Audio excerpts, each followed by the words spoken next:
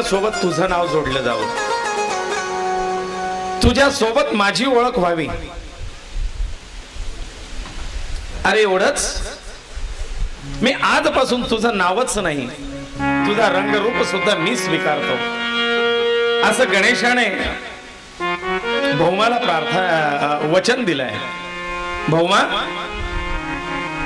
भूमिपुत्र म्हणून तुझं नाव भौम आहे। आजचा दिवस मंगळवारचा आहे, आज चतुर्थी आहे, म्हणून याच मंगळवारी जो माझं व्रत करीन आणि तुझ्या नावाने माझी उपासना करीन त्याच्यावरती मी शीघ्र कृपा करीन। तुझं नाव अंगारक आहे ना, म्हणून आजच्या या चतुर्थीला अंगारकी चतुर्थी असं सुद्धा म्हणतील। आणि पुत्रा, तू सगळ्यांच्या मंगलार्थ, सगळ्यांचं कल्याण व्हावं म्हणून मला प्रार्थना केलीस, वर मागितला। तुझा स्वतःचा फायदा, तुझा स्वतःचा कल्याण हेतू यात नव्हता, पण तू जनकल्याणार्थ वर मागितलास, म्हणून तू सगळ्यांचं मंगल करू इच्छितो, म्हणून आजपासून तुला मंगल असं म्हणतील। तो मंगळ, मंगळ ग्रह भौम, मंगळ ग्रहाचं नाव आहे भौम आणि त्यालाच म्हणतात अंगारक। बरं एवढंच नाही बाळा, तुझ्या या मंगल नावाशी माझं नाव जोडलं जाईल आणि म्हणून मंगलमूर्ती आजपासून मला म्हणतील। मी काल म्हटलं होतो मंगलमूर्ती मोरया, पण गणपतीला मंगल हे पण स्वतःचं नाव नाही आणि मोरया हे पण गणपती बाप्पाचं नाव नाही। मंगल हे या मंगळाचं नाव आहे आणि मोरया त्यांच्या त्या भक्ताचं नाव आहे। ही दोघं भक्ताची नावं गणपती बाप्पाने स्वतःला घेतलीत आणि त्या दिवसापासून हा गणपती बाप्पा मंगलमूर्ती म्हणून ओळखला जाऊ लागला। आणि तेव्हाच हे वचन दिलेलं आहे की अंगारका, आजपासून तुझ्या नावाने सुरू होणाऱ्या या चतुर्थीच्या दिवशी जो व्रत करीन त्याला 21 माझ्या चतुर्थी केल्याचं पुण्य प्राप्त होईल। ही चतुर्थी सगळ्या चतुर्थींमध्ये श्रेष्ठ चतुर्थी ठरेल। आणि म्हणून ज्यांच्या कुंडलीमध्ये या मंगळाला ग्रहपद होतं, ग्रह नवग्रहांमधलं स्थान दिलंय गणेशाने, नवग्रहांमध्ये मंगळाचं स्थान। ज्याच्या पत्रिकेमध्ये तू अनिष्टकारक असशील, म्हणजे मांगलिक दोष, हा मांगलिक दोष विवाह करता अडचणीचा ठरतो, या लोकांनी सुद्धा जर अंगारकीचं व्रत केलं आणि मंगळाची पूजा केली तर त्याच्या पत्रिकेतला मांगलिक दोष दूर होऊन त्याचा विवाह शीघ्र आणि सुसंपन्न व्हायला मदत होईल। असा हा भौम। एवढंच नाही, या भौमासाठी आणखीन काही वर दिलेत। म्हणले ज्याला भूमीच्या संबंधित अडचणी येत असतील, जमीन, घर, इस्टेट, प्रॉपर्टी,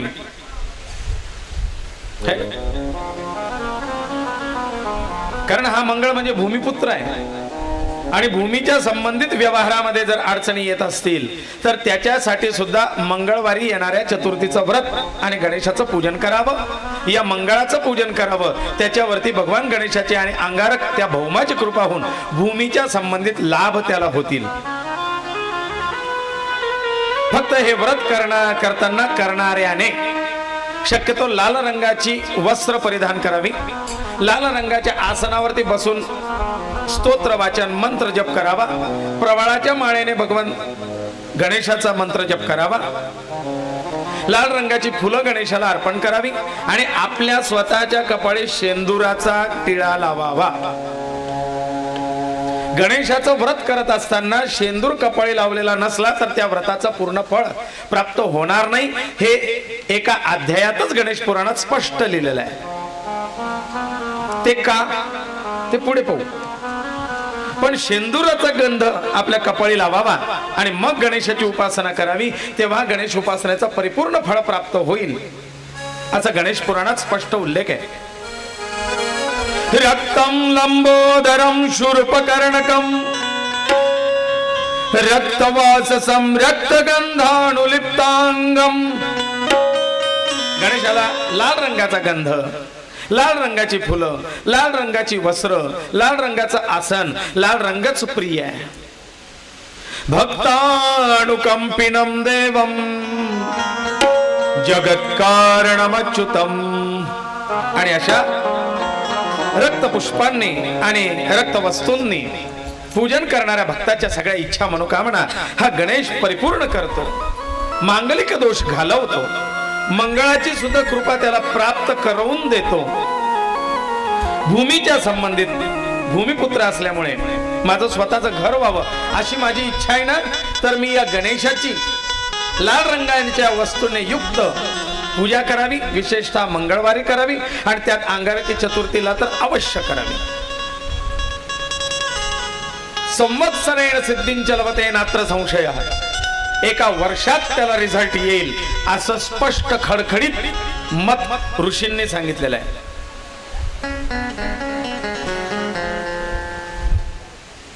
षण्मासर फलम लभेत. 6 महिन्यात फळ प्राप्त होईल आणि एका वर्षात तर सिद्ध होईलच कार्य.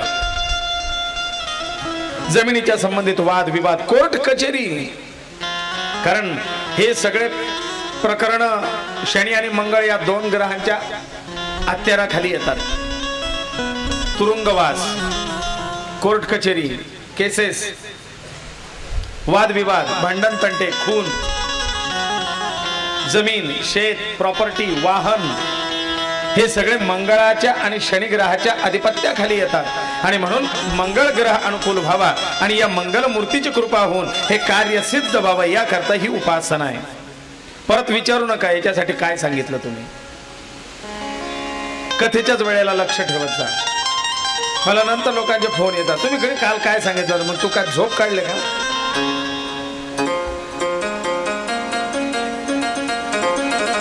कथेच्या वेळेला लक्ष ठेवत जा. भूमीच्या संबंधित, स्वतःच्या वास्तूच्या संबंधित, लग्नाच्या संबंधित ही उपासना आहे.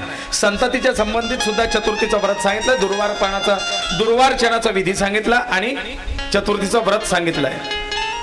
एक विशिष्ट आपल्याला कार्यात येणाऱ्या अडचणी विघ्न दूर व्हावे याच्याकरता एक मंत्र सुद्धा सांगितला होता. मंगल मूर्ते विघ्नहरा दुरितनाशना कृपा करा. या मंत्राचा सुद्धा अनुभव घ्या. हा सिद्ध मंत्र आहे.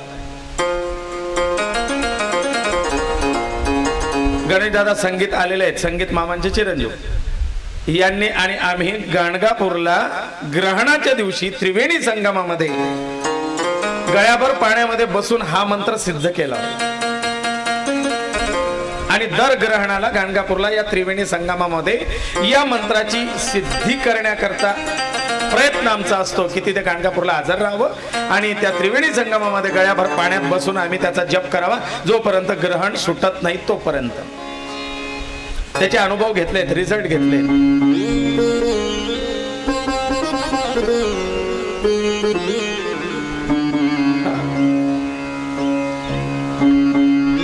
अनुभव माझा स्वतःचा सांगावा. माझी ऐपत नसताना अण्णांच्या शब्दाने, आणि काल आलेली होती आमची मंडळी ती अमृतकर, पिंटूभाऊ अमृतकर, पियुष दादा साळुंखे, दत्त डेव्हलपर्स यांच्या सहाय्याने गुरुजी तुमची इच्छा होती काहीतरी संस्कार केंद्र, गायींचं संवर्धन, मुलांना काहीतरी संस्कार द्यावेत, उपासना स्थळ, उपासना केंद्र काढावं, याच्यासाठी काहीतरी आपण एखादी 1000 जागा घेऊ आणि तिथे हे काढावं असं तुमची एकदा बोलून गेले होते.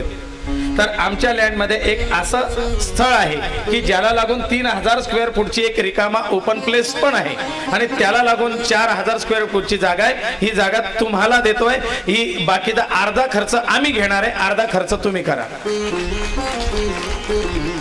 निम्मे किमतीत निम्मे खर्च माझा, अर्धा त्या तिघांनी घेतलाय. आणि आणखीन त्याच्यात यांचा शब्द असा ठरला की एक सुद्धा फोन आम्ही तुम्हाला करणार नाही की गुरुजी या महिन्याचा काही हप्ता भरला नाही तुम्ही, या महिन्यात हप्ता कमी भरला तुम्ही.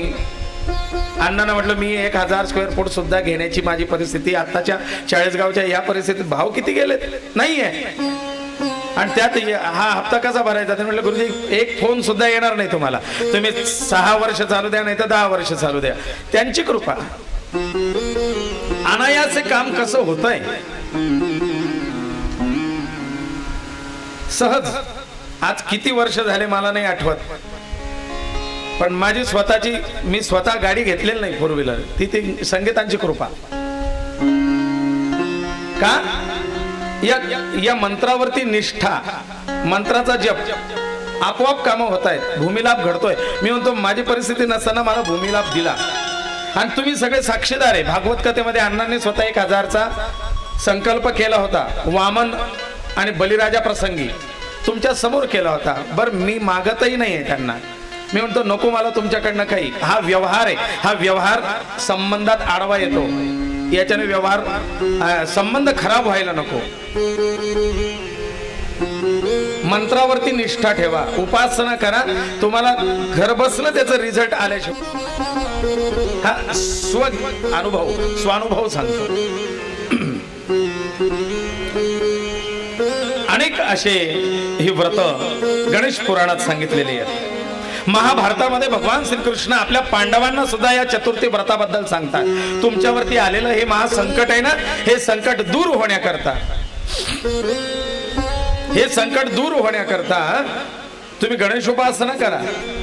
कारण कृष्णाने वेळोवेळी महादेवाची उपासना सुद्धा करवून घेतलेली. पाशुपत आश्र अर्जुनाला मिळावं म्हणून शिवाची उपासना, भीमाला बल मिळावं याच्याकरता हनुमंताची उपासना, अशा वेगवेगळ्या उपासना करून घेत असताना या पांडवांना गणेश उपासना सुद्धा भगवान श्रीकृष्ण सांगतात. महाभारतात त्याचं प्रमाण आहे. सर्वदेवमय साक्षात सर्व मंगलदायका माघ कृष्ण चतुर्थ्यातु आदुर्भूतो गणाधिपा. भगवान श्रीकृष्ण पांडवांना सांगतात ही माघ कृष्ण चतुर्थी, माघ कृष्ण चतुर्थीला या गणपती बाप्पा आविर्भूत झालेले. गणपती बाप्पाचा जन्म माघे चतुर्थी, गणेश जयंती. आणि हे महात्म्य सांगत असताना ते सांगतात की बाबा रे, अशा या गणेशाची ही व्रत आहेत जे केल्याने कार्यसिद्धी आहे, फळ आहे. आणि आजचा दिवस कितवा आहे पहा, आजचा दिवस 4था आहे आणि आजची कथा चतुर्थीवरती चालू आहे, चतुर्थीच्या व्रताची. हा सगळा योग असतो. महापुण्यंच संकष्टी चतुर्थी व्रतमुत्तमम. अति पुण्यकारक आणि उत्तम व्रत हे संकष्टीचं आहे. बरं, बाप्पाला चतुर्थी स्थिती का प्रिय आहे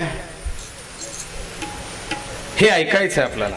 बाप्पाला चतुर्थी तिथी अतिप्रिय का? का सगळ्या कमीत कमी 16 तिथींना सोडून बाप्पाने चतुर्थीचा स्वीकार केला हो? प्रतिपदा ते पौर्णिमा या 15 आणि अमावस्या एक स्वतंत्र तिथी. मग याच्यापैकी आणि असं जर पाहायला गेलं तर शुद्ध पक्षाच्या 15 आणि कृष्ण पक्षाच्या 15. मग याच्यातून गणपती बाप्पाने चतुर्थी का निवडली? काय बरं चतुर्थीचं महात्म्य ऐकू. पण त्याआधी त्या गणेशाला प्रार्थना करू की देवा, हे सगळे व्रत ऐकलीत ना, यथाशक्ती यथासंभव मी हे व्रत करण्याचा प्रयत्न करीन, माझ्यावरती अवश्य कृपा कर. हा गजानन कर दो बेड़ा पार, आज हम तुम्हें मनाते हैं.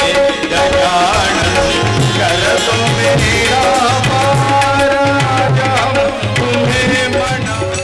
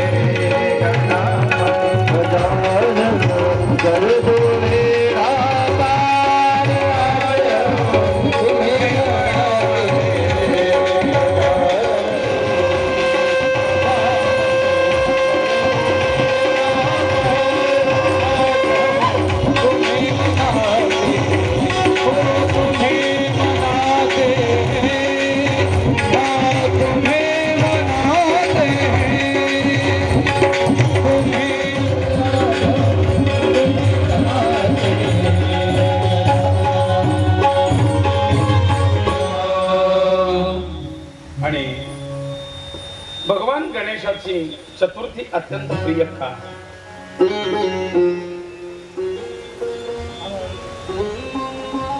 चतुर्थी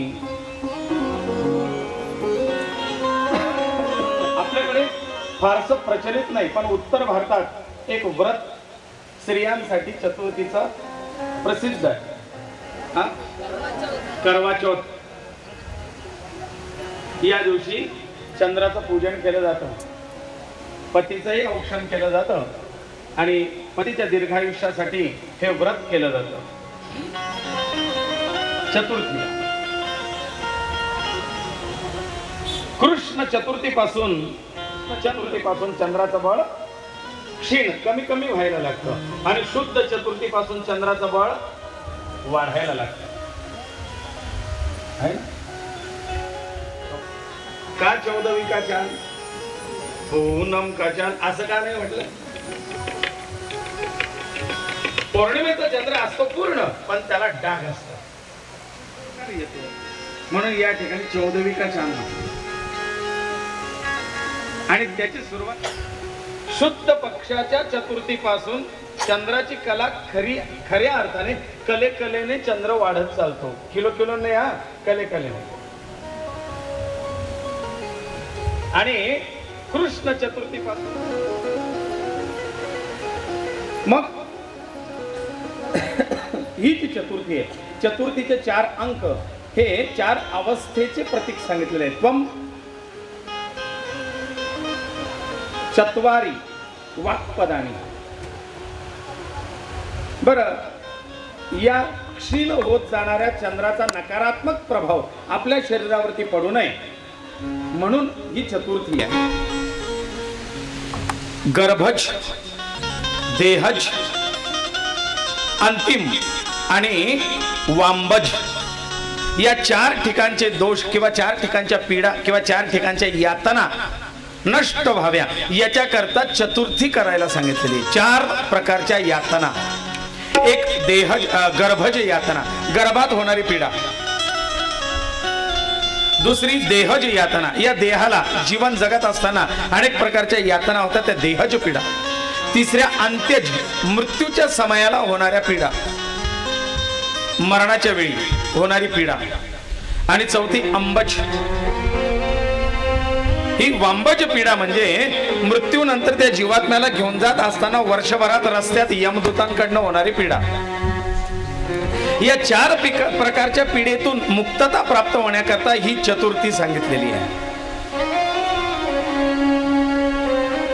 बरं, फक्त कृष्ण चतुर्थीला चंद्राच्या पूजनाचं आणि अर्घ्य प्रदानाचं महत्व सांगितलेलं आहे. शुद्ध पक्षाच्या म्हणजे विनायकी चतुर्थीला चंद्राचा संबंध येत नाही. आणि त्यातल्या त्यात आणखीन असं आहे, कृष्ण चतुर्थीला म्हणजे संकष्टी चतुर्थीला चंद्र पूजन केल्याशिवाय चतुर्थीचं पूर्ण फळ मिळत नाही. आणि विनायकीला चंद्र पूजन करण्याची गरज. आणि तेच भाद्रपद शुद्ध चतुर्थीच्या दिवशी, भाद्रपद शुद्ध चतुर्थीच्या दिवशी जर व्यक्तीने या चंद्राचं दर्शन घेतलं तर वर्षभरात त्याच्यावरती खोटा आळा आल्याशिवाय राहत. एक तर चोरीचा तरी आळ येईल, काहीतरी खोट्या कट कारस्थानामध्ये तो गुंतून त्याची बदनामी होईल, त्याला कलंक लागेल. एका वर्षाच्या आत त्याला कलंक लागेल. जो भाद्रपद कृष्ण चतुर्थीच्या दिवशी चंद्राचं दर्शन घेईल, चंद्राचं बिंब पाहिल, त्याला त्या वर्षभरात काहीतरी कलंकाचे आळाचे प्रसंग त्याच्यावरती येतील. हा प्रसंग भगवान गोपाल कृष्णावरती आला होता. कृष्णाने या चतुर्थीच्या दिवशी चंद्राचं दर्शन घेतलं आणि म्हणून भगवान गोपाल कृष्णावरती स्यमंतक मणी चोरल्याचा आळ आला है ना. स्यमंतक मणी तू चोरलायस, तू चोर आहेस म्हणून भगवान गोपाल कृष्णावरती आळ आला होता. हे गोपाल कृष्णाने ओळखलं आणि मग तो चोरीचा आळ, तो आरोप चुकीचा आहे, खोटा आहे हे सिद्ध करण्याकरता भगवंताने वनात जाऊन तो स्यमंतक मणी जांबवंताकडनं परत आणला होता. जर आपल्याकडनं चुकीने हे बिंब पाहिलंच गेलं तर मग काय करावं महाराज. म्हणजे जाणून बुजून पाहू नका, पण जर कळत न कळत पाहिलं गेलं तर धर्मशास्त्रात म्हणजे गोपाल कृष्णाने त्यावेळेला एक मंत्र सांगितलेला आहे पांडवांना. त्या मंत्राचा जप करावा म्हणजे आपल्यावरती येणारा तो आळ किंवा ते खोटी कलंकाची बाजू ती दूर व्हायला मदत होते. तो मंत्र असा आहे, सिंह प्रसेन मवर्धीन सिंहो जांबवता हता सुकुमार कमारोही स्तव हेशस्य मंतकः. या मंत्राचा जप केल्याने चंद्रदर्शनामुळे लागलेला दोष दूर होतो. हा दोष फक्त भाद्रपद शुद्ध चतुर्थीच्याच दिवशी आहे, इतर वेळेला नाही. मग ही क्लिप ऐका ना तुम्ही. गणेश्याम जोशी 40गाव 98604543 या चॅनलला सबस्क्राईब करा. ही कथा पुन्हा ऐका आणि हा मंत्र घरी लिहून ठेवा, म्हणजे मला भी काम होईल, तुम्हाला भी काम होईल है ना. इथे पुन्हा पुन्हा मी बोलू शकणार नाही, पण त्या चॅनलवरती repeat and repeat again, repeat and repeat again 4दा बोलायला सांगा, मी बोलायला तयार आहे.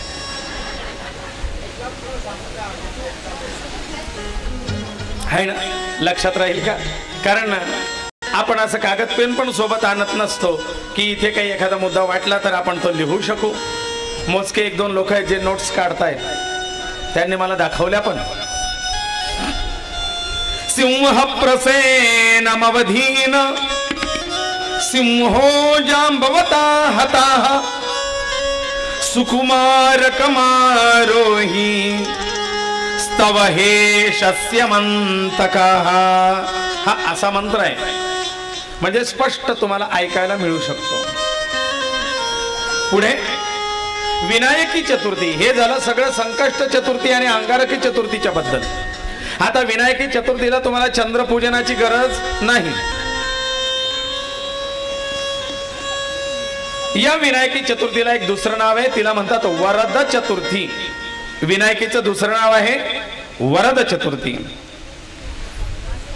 माघ एक व्रत असं आहे, माघ शुद्ध चतुर्थी पासून कार्तिक शुद्ध चतुर्थी ते माघ शुद्ध चतुर्थी. कार्तिक आपले कार्तिकी चतुर्थी ते शुद्ध चतुर्थी पासून कार्तिक, मार्गशीर्ष, पौष आणि माघ 4 महिन्याचा व्रत. कार्तिकी शुद्ध चतुर्थी पासून म्हणजे विनायकी चतुर्थी पासून, कार्तिक महिन्याच्या विनायकी चतुर्थी पासून माघ महिन्याच्या विनायकी चतुर्थी पर्यंत वडाच्या झाडाखाली गणपती बाप्पाची मूर्ती ठेवून त्याची नित्य रोज पूजा करावी. याला वट गणेश असं म्हणतात. मी कालही वट याच्याबद्दल सांगितलं होतं है ना. वट या शब्दाबद्दल मी बराच वेळ वट केली आहे. तीच वटस्य पत्रस्य पुटे शयानम, तेच वट चतुर्थी. त्याच वडाच्या झाडाबद्दल ती वट चतुर्थी, वडाच्या झाडाखाली गणेशाची उपासना, त्याला वट गणेश व्रत असं म्हणतात. माघ शुद्ध चतुर्थीला गणेश जयंतीच्या दिवशी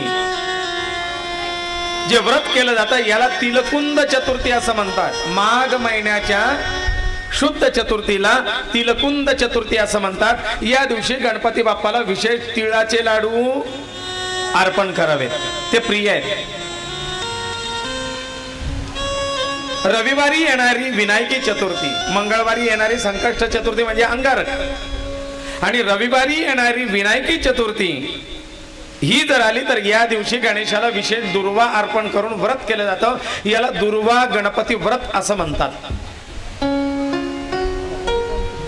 श्रावण महिन्याच्या शुद्ध चतुर्थीला म्हणजे श्रावण महिन्यात येणारी विनायकी चतुर्थी, मला असं वाटतं या वर्षी आता येणाऱ्या श्रावण महिन्यामध्ये विनायकी चतुर्थीला अंगारकी चतुर्थी आहे. या श्रावणात एक मंगळी चतुर्थी आहे, अंगारक चतुर्थी. ज्यांना संततीसाठी किंवा विशिष्ट याच्यासाठी असेल त्यांनी लक्षात ठेवा श्रावण महिन्यात, नाही तर श्रावण झाल्यावर फोन करा केव्हा सांगितलं होतं.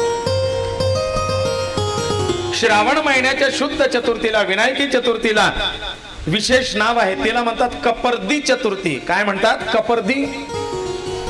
कपर्दी म्हणजे संस्कृत मध्ये कपर्दी हा शब्द आहे. कपर्दी म्हणजे कवडी.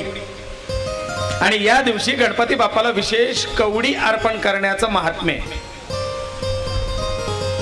आपली इच्छित मनोकामना पूर्ण करण्याकरता तांदुळाच्या पिठाचे बनवलेले मोदक, शंख, कवडी हे गणपतीला अर्पण करावं आणि तांदूळ अर्पण करावेत.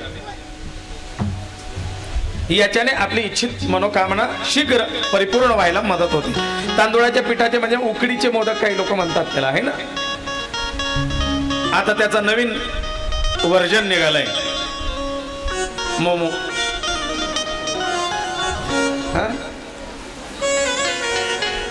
तो मोदक आहे त्याला यांनी नाव दिलं मोमो. हा ना, मोमोज. मग अशी ही कपर्दी चतुर्थी, या दिवशी कवडी, शंख, तांदूळ आणि तांदळाच्या पिठाचे बनवलेले मोदक हे अर्पण करण्याचं विशेष महात्म्य. श्रावण शुद्ध चतुर्थी. काशीला या गणेशाचं मंदिर आहे, कपर्दी विनायक म्हणून काशीला विशेष स्थान आहे. तिथे सुद्धा गेल्यानंतर जसं द्वारकेला गेलं म्हणजे पोहे घेऊन जावे, तसं काशीला या गणेशाला गेलं तर कवड्या घेऊन जाव्यात आणि कवड्या आणि तांदूळ अर्पण करावेत. वरद चतुर्थी, सत्य विनायक, साखर चतुर्थी, मिठाची चतुर्थी हे मी तुम्हाला सांगितलेच.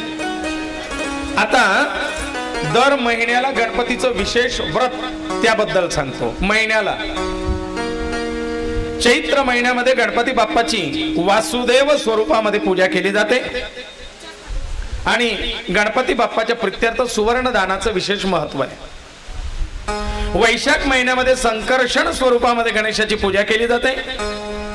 शंख दान करण्याचं वैशाख महिन्यात विशेष महत्व आहे. ज्येष्ठ महिन्यामध्ये प्रद्युम्न रूपामध्ये पूजा केली जाते, कारण प्रद्युम्नासाठी ही पूजा केली होती आईने, भगवान गोपाल कृष्णाच्या पत्नीने, रुक्मिणीने.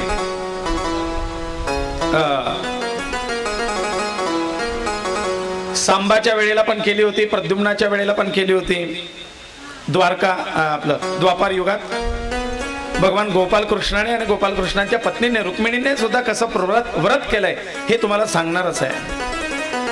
आषाढ महिन्यामध्ये अनिरुद्धाची अनिरुद्ध स्वरूपामध्ये पूजा करावी आणि या दिवशी संन्याशांना तुंबी दान करावी. तुंबी म्हणजे माहिती का? भोपळ्यापासून बनवलेली ते कमंडलू तुंबी संन्याशाला अर्पण करावी, दान करावी. हे एक विशेष महत्व आहे. श्रावण महिन्यामध्ये दुर्वा गणपती व्रत करावं, त्याला नाग चतुर्थी असं पण नाव आहे. या दिवशी सुद्धा सुवर्णाचा नाग किंवा सुवर्ण दान करण्याचं विशेष महात्म्य आहे.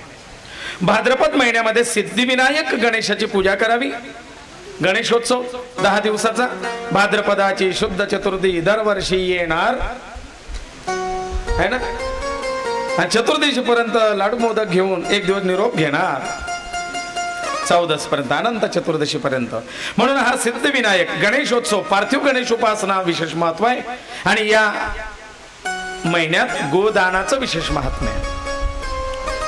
अश्विन महिन्यामध्ये कपर्दी विनायक, जे मी सांगितलं, या कपर्दी विनायकाचं व्रत अश्विन महिन्यामध्ये विशेष फलदायी आहे. कार्तिक महिन्यामध्ये करवा चौथ येते. स्त्रिया हे व्रत करत असतात. पक्वान्नाचं दान, अन्नदान या दिवशी केल्याचं महात्म्य आहे. मार्गशीर्ष महिन्यामध्ये वट गणेश हे व्रत करावं एकभुक्त राहून. वक्रतुंडाय हुम जप काय आहे? वक्रतुंडाय हुम या मंत्राचा जप त्या महिन्यात करावा. गोदान आणि अन्नदानाचं विशेष महत्व आहे. पौष महिन्यामध्ये विघ्नेश्वर नावाच्या गणेशाचं पूजन करावं, लाडू आणि मोदक अर्पण करावे, लाडू आणि मोदकाचं दान करावं, हे महात्म्य आहे. माघ महिन्यामध्ये स्त्रिया गौरी गणेश व्रत करतात. गौरीचं व्रत असतं माघ महिन्यात. या दिवशी गौरीसह गणपतीचं पूजन करावं आणि वस्त्रदानाचं विशेष महात्म्य आहे. फाल्गुन महिन्यामध्ये धुंडीराज नावाच्या गणेशाचं पूजनाचं विशेष पूजन आहे. याला तिळाचे मोदक किंवा तिळाचे लाडू आणि मोदक हे अर्पण करण्याचं महत्व आहे. रविवारी आणि मंगळवारी येणाऱ्या चतुर्थीला गणपती मूर्ती अर्पण, गणपती मूर्ती दान, गणेशाच्या मूर्तीचं पूजन याचं विशेष महात्म्य आहे. आता या व्रतातून आपण पार्थिव गणेश व्रताकडे वळूया. पार्थिव गणेश व्रत तुम्हाला मला असं वाटतं काल का परवाच्या दिवशी पार्थिव व्रताबद्दल मी काही गोष्टी सांगितल्या. पार्थिव म्हणजे काय का? पार्थिव म्हणजे माती आहे ना. अमुक अमुक यांच्या पार्थिवावरती अंत्यसंस्कार इतक्या वाजता केले जाणार आहेत. पार्थिव म्हणजे शरीर. मग शरीर आत्मा निघून गेल्यानंतर ज्या शरीराला पार्थिव म्हटलं जात आहे आणि ते आत्मा निघून गेल्यानंतर ते शरीर म्हणजे मातीच. आणि म्हणून या उत्सवामध्ये मातीपासून बनवलेल्या गणेशाचं मूर्तीचं पूजा केली जाते, म्हणून त्याला पार्थिव गणेश उत्सव असं म्हणतात. बरं, पार्थिव गणेशामध्ये म्हणजे त्या शरीरामध्ये जोपर्यंत जीव आहे तोपर्यंत महत्व आहे. जीव निघाल्यानंतर त्या शरीराचं काय केलं जातं?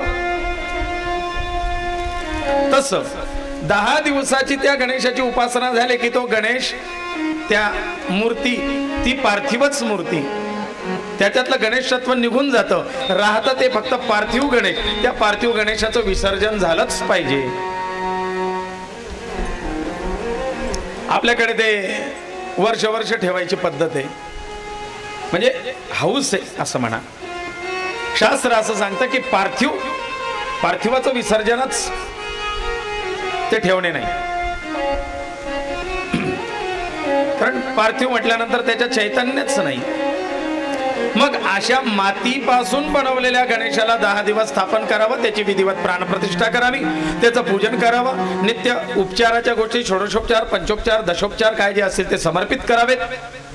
आणि मग यथोपचाराने ती पूजा करून 10 दिवसाचं व्रत झाल्यानंतर दही भाताचा नैवेद्य दाखवून त्याच्यातलं गणेश तत्व त्याला निरोप द्यावा आणि मग त्या पार्थिवाचं पाण्यात विसर्जन करावं. कारण भूमी आणि जल या 2 तत्वाशी गणपतीचा संबंध आहे. भूमी आणि जल पंचतत्वापैकी 2 तत्वाशी गणेशाचा संबंध आहे. ते 2 तत्व असे की जे आपल्या देहामध्ये षटचक्र आहेत. या षटचक्राचं एक स्थान, पहिलं चक्र आपल्या पाठीच्या कणाच्या शेवटच्या टोकाला, कमरेच्या हाडाच्या जॉईंटच्या खाली, मूत्रपिंड जिथे आहे त्याच्या वरती आपल्या त्या पाठीच्या कणा जो आहे मेरुदंड, त्याचं शेवटचं टोक येतं. त्या टोकाजवळ असलेली ग्रंथी, त्या ग्रंथीमध्ये गणपतीचं स्थान आहे. आणि ती ग्रंथी आपल्या मूत्राशयाशी संबंधित, म्हणजे त्या ठिकाणी जलतत्व आहे, पाणी, आणि ती पाण्याशी संबंधित ते स्थान असल्यामुळे अथर्व शीर्षामध्ये म्हटलंय तो मूलाधार स्थितोसी नित्यम, तू मूळ आहेस. आणि त्या मूलाधारामध्ये तो असल्यामुळे जलतत्वाशी संबंध येतो. आणि इकडे तू महितत्वोसी, षटचक्रामध्ये भूमी तत्वाचं जे चक्र आहे म्हणजे ते मूलाधार चक्र हे भूमी तत्व प्रधान आहे. म्हणून भूमीशी संबंध गणेशाचा आहे. म्हणून गणेशाची उपासना भूमीशी संबंधित उद्योग व्यवसाय अडचणी त्याच्यावरती मी सांगितले. मग त्या भूमी तत्वाशी संबंध असल्यामुळे भूमीपासून म्हणजे मातीपासून तो गणपती निर्माण करावा आणि जलतत्वामध्ये विसर्जन करावा, म्हणजे गणेश तत्व त्याच्यातून निर्माण होतं आणि त्याच्यातच मिळतं. म्हणून ही गणेशोपासना आहे. याच्यामध्ये POP, प्लास्टिक, फायबर अशा मूर्त्या ग्राह्य नाही, मूळ मूर्ती मातीपासून बनवावी आणि जलात विसर्जन करावी. ते तत्व त्या तत्वाशी एकरूप होतं, तेव्हाच खऱ्या अर्थाने ते व्रत परिपूर्ण होतं. देशभरामध्ये ही पार्थिव गणेशोपासना बघा. या पार्थिव गणेशोपासनेबद्दल मी वारंवार सांगतोय. ही पार्थिव गणेशोपासना कोण कोणाला सांगताय? मीच तुम्हाला सांगतोय. अहो, हिमालय राजा आपल्या मुलीला सांगतायत ना पार्थिव गणेशोपासना. सगळ्या गणेशाच्या व्रतांबद्दल सांगतायत. ही कथा ब्रह्मदेव वसिष्ठांना सांगतायत, सुत मुनी श्रवणिकादिकांना सांगतायत आणि भृगु ऋषी सोमकांताला सांगतायत. या जोड्या विसरू नका ना तुम्ही. याच्याकरता जोड्या घोड्याने कथ्याला यावं. म्हणजे ते म्हणतात तुला काही समजत नाही. ऐक, हे असं आहे. मग पार्थिव गणेशोपासना ही महर्षी वेदव्यासांनी सुद्धा केली आहे. वेदव्यासांनी 10 दिवसाचा गणपती बसवलाय. अशी ही पार्वती माता सुद्धा आता पार्थिव गणेशोपासना करते. मी ही वैदिक काळामध्ये असलेली 10 दिवसाची गणेशोपासना आपल्याकडे व्यवहारामध्ये गल्लोगल्ली कशी काय आली? तर धर्मशास्त्राचे अभ्यासक, थोर परखड विचारवंत, क्रांतिकारी, महान पत्रकार, बॅरिस्टर लोकमान्य टिळक या बाळ गंगाधर टिळकांनी ही उपासना जनसामान्यांपर्यंत सगळ्यांकरता पोहोचवली. त्यांनी या गणेशोपासनेवरती भर दिली, कारण त्यांनी या ग्रंथाचं वाचन अवलोकन, गीता रहस्य पण आहे ना, ग्रंथाचे उपासक होते आणि अभ्यासक होते. म्हणून ते थोर विचारवंत होते, परखड मतवादी होते, जहाल मतवादी, जहाल क्रांतिकारी त्यांना म्हणायचे. तर पण ग्रंथांचा अभ्यास होता म्हणून त्यांना माहिती होतं की हे जे इंग्रजांचं आलेलं संकट आहे, या संकटातून भारताला जर मुक्त करायचं आहे, बंधनात असलेल्या भारताला बंधनातून मुक्त करायचं आहे, तर तो मुक्तिदाता मंगलमूर्ती गणपतीची उपासना व्हावी. आणि मी एकट्याने गणपतीची पूजा करून उपयोग नाही, ती घराघरात व्हायला पाहिजे. आणि म्हणून घराघरात, गल्लोगल्ली, दारोदारी गणपतीची उपासना या लोकमान्यांनी पोहोचवली आणि सांगितलं की 10 दिवसाचा गणपती बसवा. याच्याजवळ अथर्व शीर्षाची पठण करा, याच्याजवळ गणपती स्तोत्राची वाचन करा, एकत्र या, आरती करा आणि ह्या गणेशाचं महत्व जाणून घ्या, गणेशाच्या नामाचा जप करा. आणि या निमित्ताने सगळ्यांनी एकत्र येऊन या क्रांतिकारी विचारांची देवाणघेवाण करा. उद्दिष्ट दोघेही होते. उद्दिष्ट दोघेही होते. एक उपासनेची शक्ती, जे शिवरायांचं तत्व होतं तेच टिळकांनी अवलंबिलंय. उपासनेची शक्ती की आपल्या बरोबर दैवी उपासना सुद्धा पाहिजे. दैवी उपासनेची शक्ती आपल्या पाठीमागे असल्याशिवाय आपण इंग्रजांना हरवू शकत. आणि या उपासनेच्या निमित्ताने माझे सगळे भारतीय बांधव एकत्र यायला पाहिजे.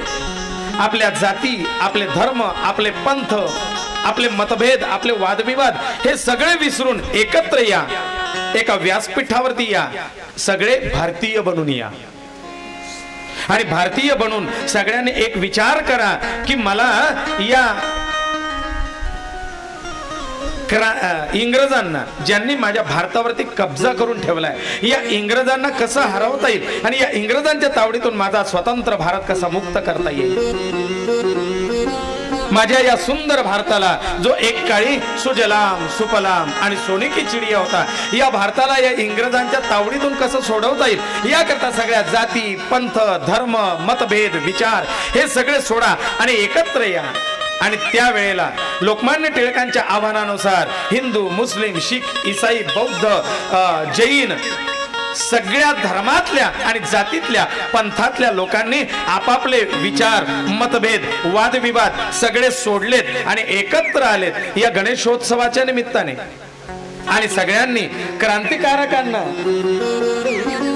या इंग्रजांना कसं हरवता येईल, सगळ्यांनी एकजूट झालेत आणि या इंग्रजांच्या विरोधात लढा दिला. तेव्हा कुठे खऱ्या अर्थाने हा भारत स्वतंत्र झालाय.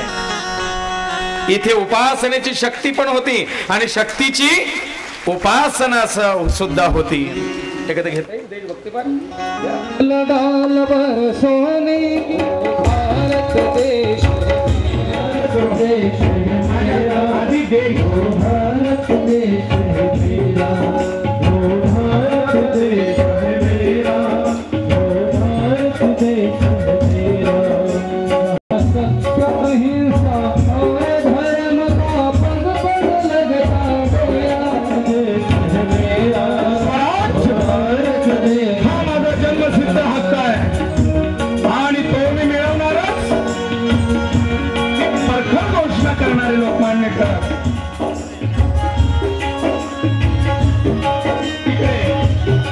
ख्रिश्चन धर्माचे जीसस गॉडफादर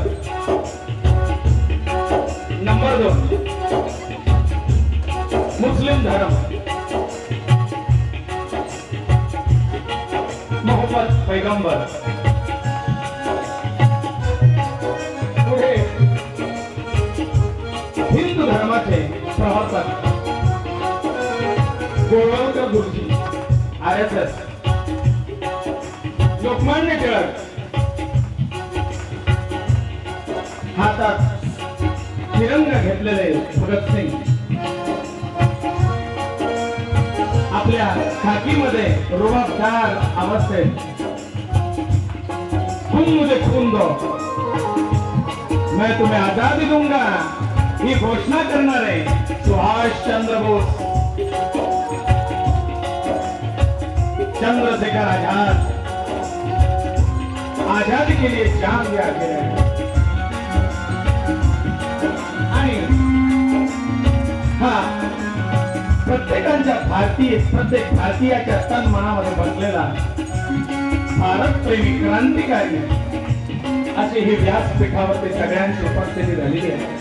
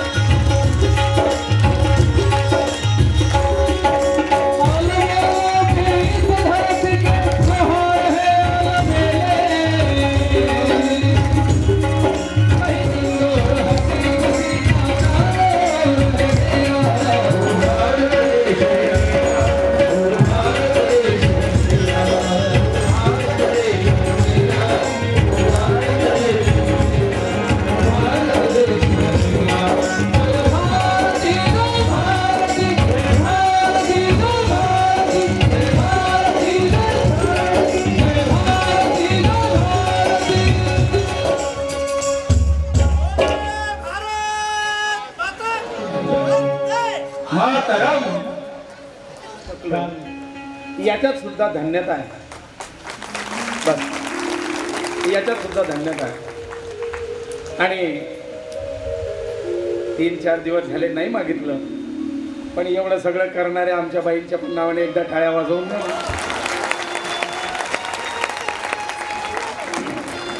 वकीलबाई कोर्ट सांभाळून इकडे सांभाळत आहेत.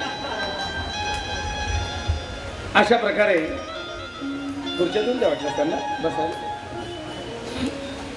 अशा प्रकारे हा गणेशोत्सव घराघरात पोहोचवणारे लोकमान्य टिळक या निमित्ताने सगळ्या वादविवादांना, प्रथा पद्धती, समज गैरसमज सगळे दूर सारून एकमताने एकत्र आलेत आणि ही एकत्र बांधण्याची कला या लोकमान्यांनी साधली. मी कुठेतरी वाचलं होतं, देह आणि देव यांच्यामध्ये कुठेतरी देश लागतो आणि प्रत्येक जण आपल्या देशाप्रती काहीतरी करणं लागतं. आपल्या देशाप्रती काहीतरी दायित्व आहे, कर्तृत्व आहे. कारण ती देशसेवा किंवा त्या देशसेवकांचं स्वरूप यांना प्राप्त झालं कथेच्या माध्यमातून. खरोखर धन्यवाद. एकेका शब्दावरती सगळे मंडळी या ठिकाणी उपस्थित राहिले. सगळ्या कलाकारांच्या म्हणजे सगळ्या कलाकारांचंही कौतुक, सगळ्यांसाठी टाळ्या पण आहेत. असा हा गणेशोत्सव कलौ चंडी विनायक, सर्जन आणि विसर्जन या दोन गोष्टी या गणेशोत्सवाच्या माध्यमातून शिकवली जाते बरं का. पार्थिव गणेशोत्सव म्हणजे सर्जन आणि विसर्जन. आता सर्जन म्हणजे फक्त तुम्हाला एकच ऐकून आहे, अमित जैन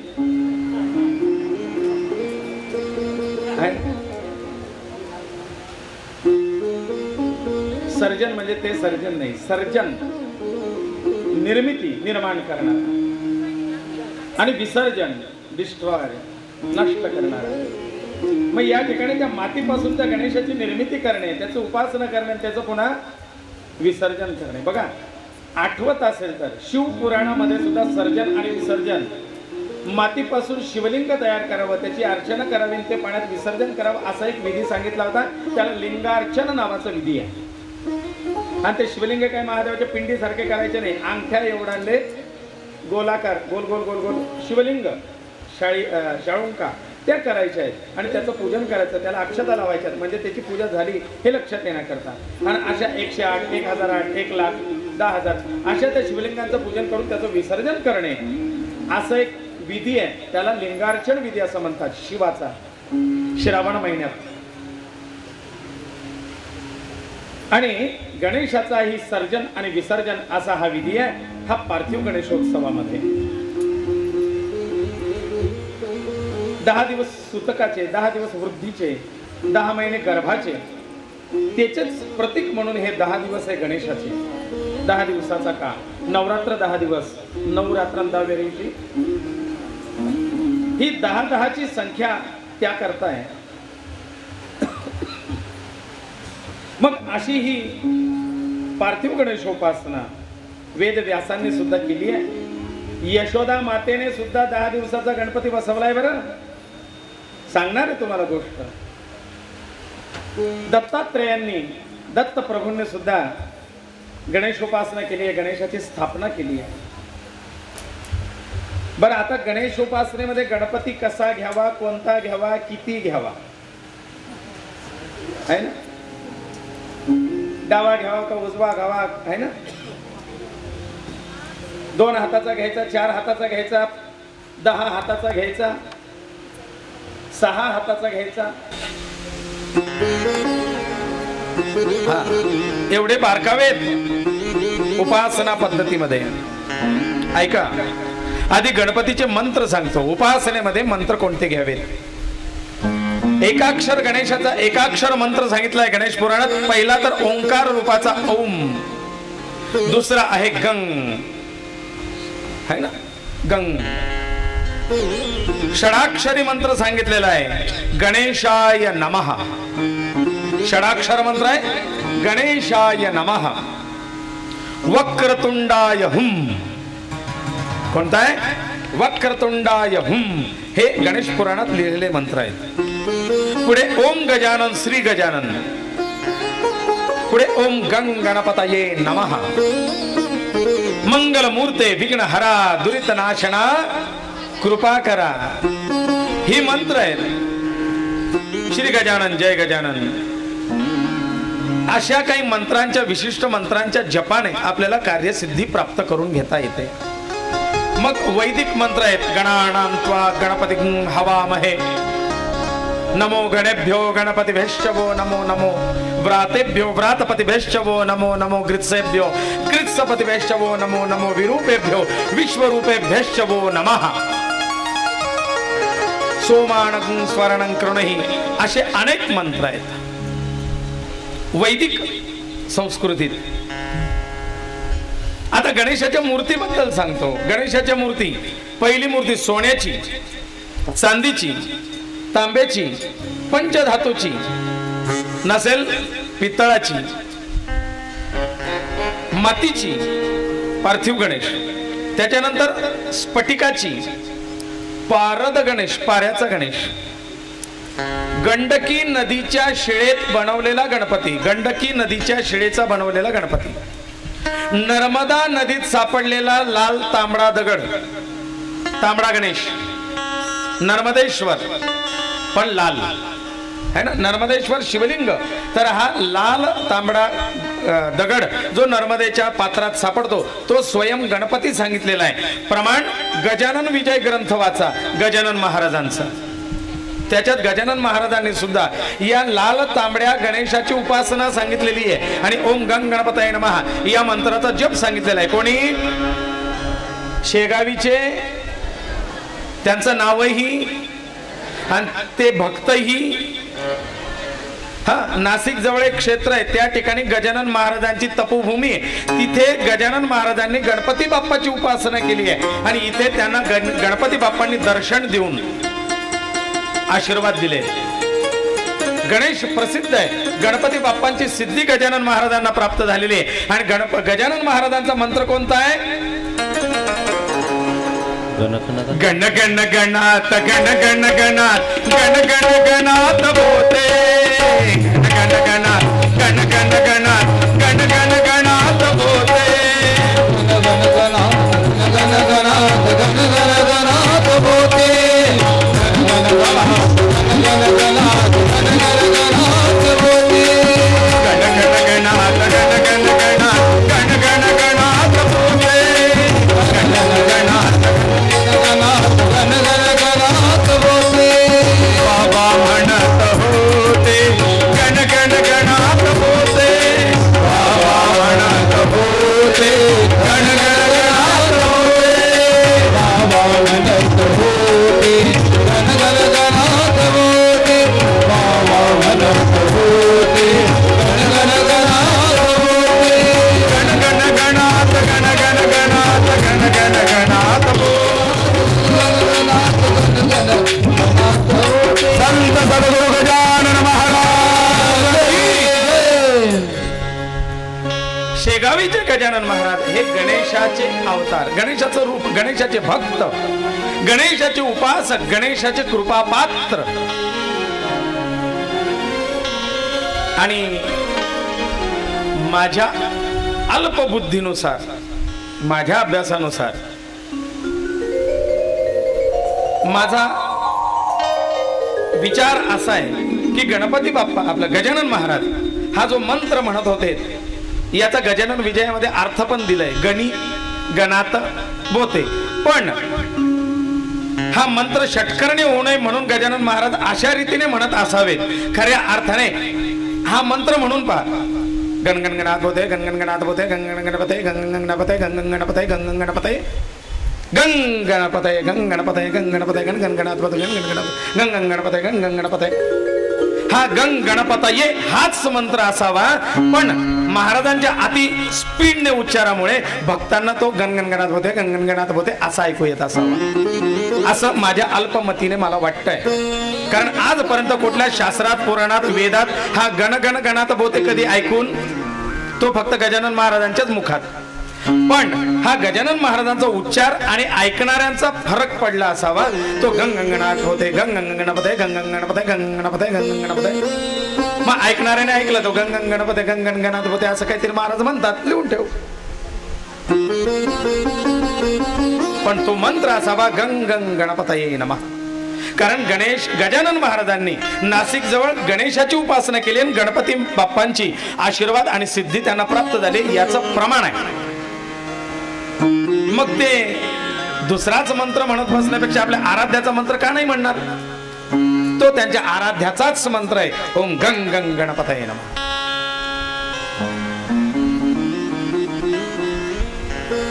पण ते मी फक्त माझ्या बुद्धीप्रमाणे लावलेला अर्थ आहे. उपासक आहे, गजानन महाराजांचे अनेक भक्त आहेत. कदाचित कोणी म्हणेल नाही महाराज तुम्ही चुकीचं सांगताय. गजानन महाराजांनी आपल्या गजानन विजय ग्रंथामध्ये नर्मदेत सापडलेला तांबडा लाल दगड तो गणपती म्हणून पूजावा, त्याची प्राण प्रतिष्ठेची गरज नाही असं गजानन विजयात लिहिलेलं आहे.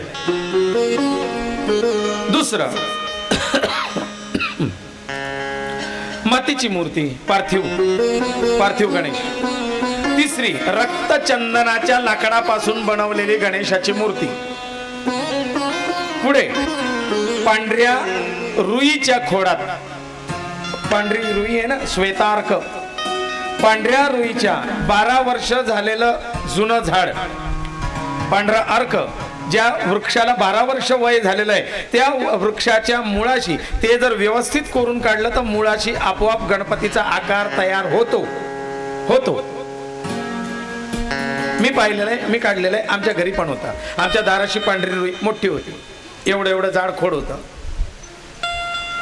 मग असा तो श्वेतार्क, मुळाशी आपोआप गणपतीचा आकार त्या मुळ्या धरायला लागतात. आणि असा तो श्वेतार्क काढून त्याला व्यवस्थित स्वच्छ करून मग त्याची ती कटिंग पॉलिशिंग वगैरे त्याला व्यवस्थित करून त्याला शेंदुराचा लेप देऊन त्या गणेशाची जर नित्य उपासना आणि आवर्तन केले तर शीघ्र फलदायी आणि सिद्धी देणारा गणपती. मग कोणी म्हणतो महाराज मग नुसतं पांढऱ्या रुईचा लाकूड आणलं आणि त्याच्यात गणपती कोरून घेतला चालणार नाही का? चालेल, पण तो रिझल्ट तिथेच. मी तेच सांगतो, तुम्ही पर्याय नका शोधत जाऊ. आपले जो पर्याय असतात नाही, मग असं दखाडली होत म्हणजे तो रिकामट्याकडे बसलाय का तिथे? नाही ना, तो काटेकोरपणा आहे. जैसे थे याच पद्धतीत याच चकोरीत चाल तर तुला 100% रिझल्ट. नाही मिळाला तर मग तोंड तानाला आपण मोकळे, मग त्याचं काही होत नाही, आम्ही ते केलं.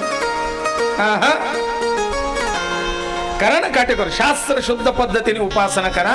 रिझल्ट का मिळणार नाही? शास्त्र इथे छाती ठोकून सांगतात, ग्रंथांमध्ये दिलाय, गजानन महाराजांनी दिलाय. पण त्याप्रमाणे करा. भोळा भाव तो आपला भोळेपणा तुमच्याच घरी, त्याच्याजवळ नाही, त्याला काटेकोरपणा दाखवा ना. सगळ्याच ठिकाणी तो दुर्लक्ष करायला नाही बसलेला. मग तो म्हणेल सगळेच तसं म्हणशील, आळी बोळी भक्तीन ले देवा सांभाळी दे. नाही, शुद्ध भक्ती करा, समजून भक्ती करा. कुठेतरी अडचणीतून अवघड परिस्थितीतून त्याच्या उपासनेकडे जाल तेव्हा तर तो म्हणेल नाही, याने फार मोठ्या झिकरीने 12 वर्ष वाट पाहिली, ती मुळी काढली, तिला सिद्ध केलं, उपासना केली, मला फळ देणं भाग आहे, मी बांधलोय त्याला शब्दाला. पण तुम्ही म्हणाल मी लाकडाचे तोडून फांदी तोडून गेले आणि त्याचा गणपती करायला दे देवा लगेच सिद्धी. हे या पद्धतीने कराल तर षण्मासर फलम लभेत आणि संवत्सरेण सिद्धींच्या जायते नात्र संशया. शंकाच नाही, 1 वर्षाच्या आत सिद्धी. आणि मला कोण बोललो होतं सिद्धीच्या बद्दल? सिद्धीचा अनुभव घेतला, सिद्धी मी त्या मंत्राची मिळवली म्हणून कोणीतरी अनुभव सांगितला या 2-3 दिवसात. मला नेमकं नाव आठवत नाही ते, की त्या तेजस होता का? तेजस कोण होतं सिद्धीच्या बद्दल सांगणार? आठवतं का? ही सिद्धीबद्दल सांगितलं त्यांनी. सांगितलं की महाराज मी मंत्राच्या सिद्धीचा अनुभव घेतला आणि मला त्याचे रिझल्ट आले, मी सिद्ध केलाय मंत्र. करा ना, होतो. मग अशा प्रकारे या मूर्ती चालतात उपासनेमध्ये. रक्तचंदनाची सुद्धा गणेशाची मूर्ती चालते. नाहीच काही तर सुपारीचा गणपती आहे ना, सुपारीचा. फक्त आपली दृढ भावना त्याच्याप्रती पाहिजे, भक्ती पाहिजे. एक मूर्तीची उपासना, धन धान्य आणि संपदा देणारी, पुत्र प्राप्ती देणारी एक मूर्तीची उपासना. 2 मूर्तीची उपासना, असाध्य कार्य साध्य करण्याकरता, सिद्धी प्राप्त होण्याकरता 2 मूर्तीची उपासना करतात. पण ही अवघड आहे, कठीण आहे, म्हणून सर्वसाधारण संसारी व्यक्तीने एका वेळेला 2 गणपतीची उपासना करू नये असं सांगितलं जातं. 2 मूर्तींची उपासना पद्मालयाला झालेली आहे, एका वेळी 2 मूर्तीची उपासना. 3 मूर्ती मौल्यवान वस्तू प्राप्त होण्याकरता, प्रतिष्ठा प्राप्त होण्याकरता, अधिकार संपन्नता येण्याकरता 3 गणेशाची उपासना विशिष्ट व्रतात करावी. 4 मूर्ती चतुर्विध पुरुषाच्या प्राप्ती करता आणि मोक्ष प्राप्ती करता 4 गणेशाची उपासना करता येते, पण विशिष्ट व्रतात नेहमी आपल्या देवघरात नको. 15 मूर्ती किंवा 5 मुखी गणेशाची उपासना युद्धात, वादविवादात, कोर्ट कचेरीत विजय मिळवण्याकरता करावी. सार्वभौमत्व किंवा राजपद प्राप्त होण्याकरता, नेतृत्व गुण, संघटक गुण अंगी येण्याकरता ती करावी. मी मागे सांगितलं युद्धाची देवता पंचमुखी आणि दशभुज गणपती आहे. महादेवांनी ज्याची उपासना केली त्रिपुराच्या वधाच्या प्रसंगी. 6 मूर्तींची उपासना ज्ञान प्राप्त होण्याकरता किंवा सामर्थ्य प्राप्त होण्याकरता. 7, 8 आणि 9 मूर्तींची उपासना सर्वज्ञता कालज्ञान येण्याकरता किंवा वाचा सिद्धी प्राप्त होण्याकरता अष्टविनायकाची उपासना आपण इथे 8 विनायक स्थापन केलेले आहेत बघा. तामणात लाल तांबड्या रंगाचे सुपारीचे अष्टविनायक आहेत. ज्या सुपारीवरती अष्टविनायकांच्या मूर्ती बनवलेल्या आहेत ते आपण अष्टविनायक त्या ठिकाणी स्थापन केलेत. आणि हे अष्टविनायक खास या कथेकरता बरं का अण्णा आहेत का, हा, या खास कथेकरता अष्टविनायकाची स्थापना करायची आहे असं मी माझं मत बोललो. आणि गणेशदादा संगीतांनी बल्लाळेश्वरहून त्या अष्टविनायकाच्या मूर्त्या आपल्याला पाठवून दिल्यात. सुपारीवरती बनवलेले अष्टविनायक. आदल्या दिवशी ट्रॅव्हल्सने आले गणपती प्रवास करून बरं, ट्रॅव्हल्सने. त्यांची तब्येत बरी नसल्यामुळे ते त्या दिवशी येऊ शकणार नव्हते, पण ते म्हटले मी 2 दिवस उशिरा येतोय पण गणपती आधी येतील. ट्रॅव्हल्सने पाठवून दिले, ते अष्टविनायक स्थापन केलेले. मग सर्वज्ञता, कालज्ञान, त्रिकालज्ञता आणि वाचा सिद्धी या अष्टविनायकाच्या उपासनेने प्राप्त होते. 11 मूर्तींची उपासना ही बल प्राप्त होण्याकरता, गणेश कृपा प्राप्त होण्याकरता आहे. 12 मूर्ती तेजस्विता आणि बुद्धिमत्ता, वेदांताचं ज्ञान देण्याकरता 12 मूर्तींची उपासना आहे. 108 गणपतीची उपासना करता येते एका वेळेला. कोणतंही असाध्य असं कार्य असेल तर त्याच्यासाठी 108 मूर्तींची उपासना, नित्याभिषेक आणि सहस्रावर्तन 108 मूर्तींवरती करावं. त्याच्याने आपल्या असाध्य असं कार्य सिद्ध होतं. 1,00,000 गणपतीची उपासना सुद्धा सांगितलेली आहे. लक्ष गणेश उपासना मोक्ष प्राप्त होऊन गणपतीचं दर्शन प्राप्त होण्याकरता लक्ष गणेश उपासना आहे. पण 1,00,000 गणपती तुम्हाला घेऊन त्यांची रोज पूजा आणि आवर्तन करायची आहे.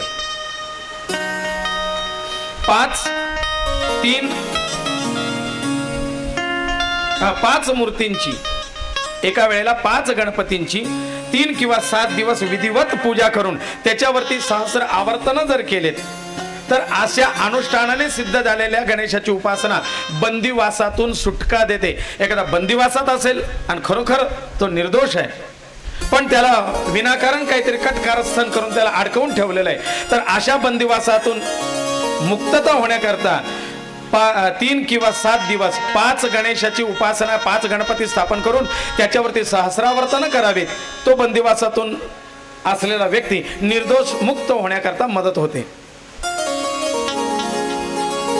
ही गणेश पुराणात दिलेली उपासना आहे.